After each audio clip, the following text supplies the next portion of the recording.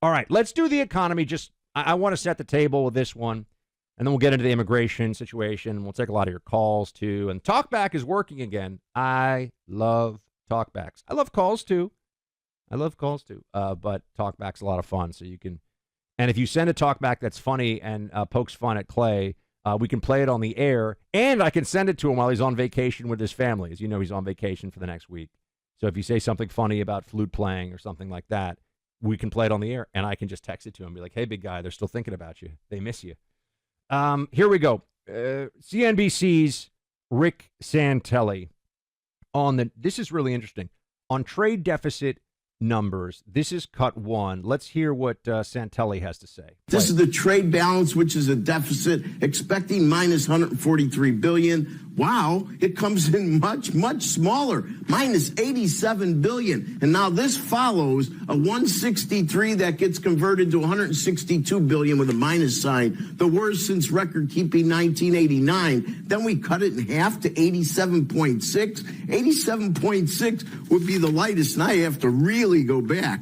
87.6 would be the lightest since, wow, September of 23. And this really does underscore how the movement of goods and services has really changed due to a variety of tariff-related issues. This is a rebalancing of our trade deficit, and it is exactly what Donald Trump has been pushing for all along, and what we've been told is going to lead to catastrophe, even trying to change it up a little bit. Well, why is that? Notice how there's a built-in assumption. And I'm not just talking about the Trump haters, because with the Trump haters, it is, Donald Trump says, hey, what a beautiful day. It's 75 with a nice breeze. And they're like, it's a horrible day. People will die because of the day. They just doesn't matter. They hate him so much. Their identity, part of the problem of the opposition to Trump is that anti-Trumpism is now, and has been for a long time, an identity that people have. The same way that being concerned about climate change is an identity. It's, oh, I'm a person who's concerned about climate. Do you know anything about it? No. Have you thought about it really? No. But it's an identity. Being anti-Trump is an identity. And it's very hard to get people to separate from that because they like all the things that they think it tells others, right? They like the things that it says about them in the eyes of their peer group. So I'm not just talking, though, about those people, because that's, it's Trump derangement syndrome. I mean, this should be added to, I think we'd be on the DSM-6 now, right? The Diagnostic Manual for Psychiatric Disorders. I think we'd be on 6. I don't know. Some of you listening are psychiatrists, maybe a couple of you. Most psychiatrists are incredible. It's the most left-wing medical profession. Isn't that interesting? By far. Psychiatry, most left-wing. You get some great right-wing psychiatrists, I'm sure, out there, but it's like it's like being a Republican in Washington, D.C. But I think that the Trump derangement syndrome should be added to it because it is impossible to reason with people about anything Trump-related once they have fallen victim to it. Maybe we should feel sorry for them because it's like, Trump, it's so horrible. Trump is going to do all the horrible things. Really? What are the horrible things that are happening right now? What is the thing that is happening in this country that we're all supposed to be so horrified about? Immigration laws are being enforced? If they're so horrible, why are they laws, and why have they been supported in a bipartisan fashion for decades and decades? Why didn't the Obama regime get rid of these laws? Because they knew it would be deeply unpopular. So they have to pretend they agree with the law while not enforcing it. That's a whole different thing. But what, the economy? Economy's looking great. I feel like Warren Buffett right now because I bought into the dip and I believed in Elon. I believed in Trump. I believed in the economy when everyone was, oh, it's so terrible. So you sit here, though, and you look specifically on tariffs, and this is an area where even people who are more pro-Trump on most things but have their, let's say, their misgivings about some things, have been saying this is where it's all going to fall apart. This is where he's going to screw up the whole administration. And now it's, hold on a second, the economy's doing well, and the trade deficit is shrinking. The thinking around this has somehow become so zero-sum, meaning it is just the one thing, and then that's it. There's no nuance. There's no... somehow we are to believe that the trade deficit that we have is either perfect or does not matter at all. And those things cannot be true.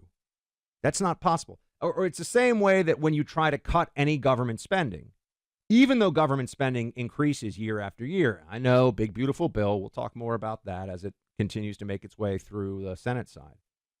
But we're led to believe by the forever regime, by the narrative, that the amount of government spending that is occurring right now is the perfect amount, unless it's more. If there's more spending, then that's the perfect amount. But if you try to cut that spending even a little bit, it is dogs and cats living together, mass hysteria. Cannot have it, right? So you're familiar with this thinking that is a very big part of the narrative, the propaganda that is out there. And of course, logically it's untrue. With our trade deficit issue, somehow we are led to believe that all these other countries that have tariffs against us, which is all of the countries, are doing something that does not benefit them. It is clearly of no benefit to them. And that the way things have shaken out so far is the perfect way for things to be when it comes to trade. Don't touch it. It's like a Swiss watch. It's working exactly as it is supposed to. But that makes no sense. Why is it perfect? And why are these other people doing tariffs if it's so dumb and so bad? And why is it such a terrible idea that we would at least match them to some degree on the tariffs that they already have in place so that we can get to more of an equilibrium where we don't just buy stuff, we make stuff. Eventually, if you only buy stuff, you know what happens? You have to just print and print and print and print more money to buy the things because your productivity isn't based in real market action of productivity. You're just, you're printing, you're running there, the money machine goes brrr. That's not a good place for you to be. It's how you get to $37 trillion in debt, I might add, at some level.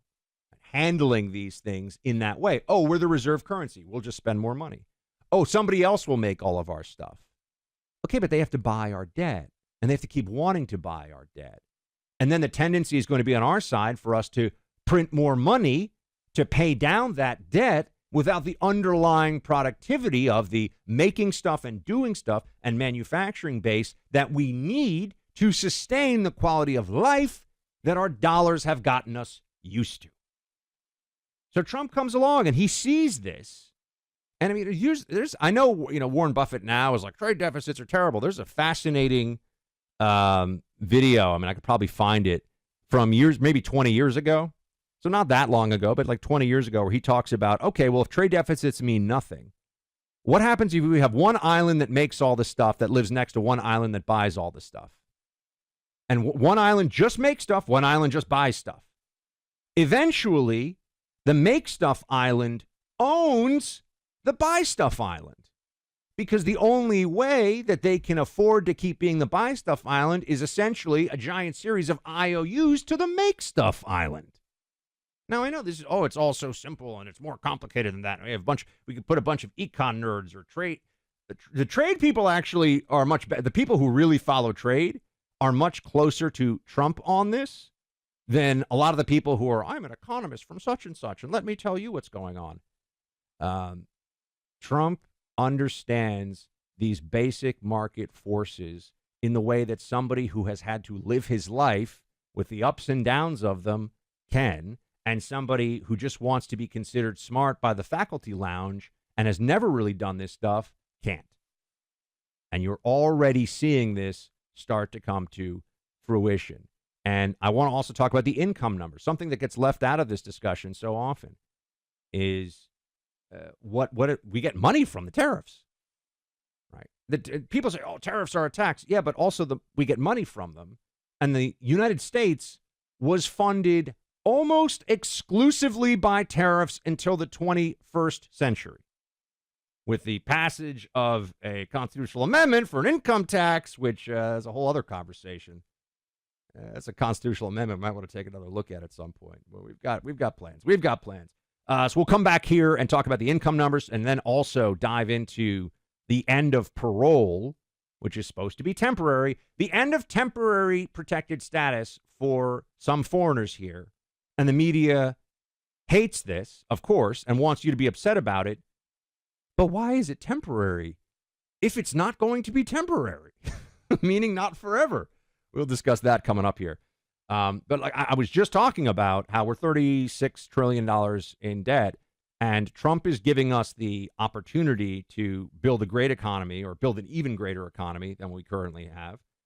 And he's making a lot of great moves. But I want to think about where your finances are and how you protect your wealth over the next 10 years, the next 20 years. And I was just talking to you about the money machines going, brrr, and all that. That's going to continue to happen. I hope we can stop this. I don't think we're going to be able to stop this anytime soon. So how do you stop the dollars in your bank account, the money that you're working to save, from just being eroded by government policy over time? Gold. Gold, my friends. Just look at the price of gold. It has seen an appreciation over the past year of 40%. And that's because central banks are continuing to buy up large quantities of gold to stabilize their own currencies. Look, this isn't about putting, all of the nation's cash into gold. That wouldn't make any sense. No, it's about balancing, taking action now for the long term, hedging against inflation, and being prepared. That is my basic thesis about gold. It's why I have been a gold buyer personally since before I even started doing media. I bought my first gold coin, 2007 or 8, I think now. I remember it was expensive to me at the time, and I've I buy gold, I hold gold. I buy gold, I hold gold. Birch Gold is who I get my gold from these days. You need to have somebody reputable and somebody you can trust to help you right-size your holdings. And something amazing they can do for you, take a 401k or an IRA, especially if you have one, you switch jobs, you got an IRA or 401k that's got, money in it that you're like, what am I going to do with that? You can transition it into a gold IRA. Birch Gold, A+ rating from the Better Business Bureau, tens of thousands of happy customers, including me. Text my name, Buck, to 989898. Birch Gold will send you a free info kit on gold. No obligation, only useful information. Text the name Buck to 989898 or go online to birchgold.com/Buck.